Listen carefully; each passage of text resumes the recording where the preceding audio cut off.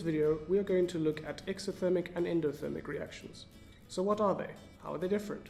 What about their energy levels? In the next couple of minutes, you'll know everything you need to get started. An exothermic reaction gives off energy to the surroundings, like this fire giving off heat, whereas an endothermic reaction takes in energy from its surroundings, like this poor melting snowman taking in the heat. Just remember, exo means external, so giving out, and endo means internal, so taking in. Let's start by having a quick look. Because exothermic reactions transfer energy to the surroundings, and this energy is usually heat energy, they cause the surroundings to heat up, just like a bonfire, keeping everyone warm. Other examples of exothermic reactions are the neutralization reactions between acids and alkalis, the reactions between water and calcium oxide, and respiration. It is easy to detect exothermic reactions. Just get your thermometer and see if the temperature increases. Watch the hydrochloric acid and sodium hydroxide solution being mixed and see how the thermometer increases.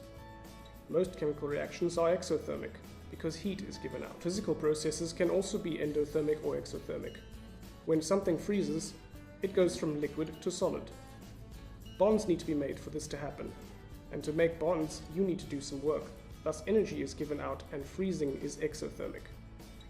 Similarly, when condensation happens, because a gas is going to liquid, again bonds need to be made, and so energy is given out. So freezing and condensation are both exothermic. Because in exothermic reactions, energy is given out to the surroundings. This means that energy of the reactants is higher, and the energy of the products, hence the energy curve for the exothermic reactions, will look like this. Now let's have a look at endothermic reactions. These are less common. Remember that endothermic reactions take in energy from the surroundings. Again, as with exothermic reactions, the energy being transferred is usually heat.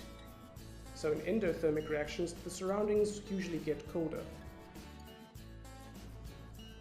Again, we can detect endothermic reactions with a thermometer because the temperature would get colder. Some examples of endothermic reactions are electrolysis, the reaction between sodium carbonate and ethanoic acid, and photosynthesis. Endothermic reactions can also be seen in physical processes. When something melts, it goes from a solid to a liquid. For this to happen, bonds need to be broken. And to break bonds, energy needs to be put in, like our melting snowman. Boiling is also endothermic because energy needs to be put in to break the bonds for the liquid to turn to gas. Because in endothermic reactions energy is added to the reaction, the energy of the products is higher than the energy of the reactants. And so the energy curve looks like this. So there you have exothermic and endothermic reactions. All you need to remember is that exothermic reactions give out energy and endothermic reactions take in energy. Both can be detected with a thermometer. In exothermic reactions, the surroundings get hotter, and in endothermic reactions, the surroundings get colder. Exothermic reactions start with more energy and end with less, while endothermic reactions start with less energy and end with more. Freezing and condensation are exothermic because bonds need to be made, which gives out energy. Melting and boiling are endothermic because bonds are broken, which requires additional energy. Think of the snowman again. And finally, exothermic reactions are more common.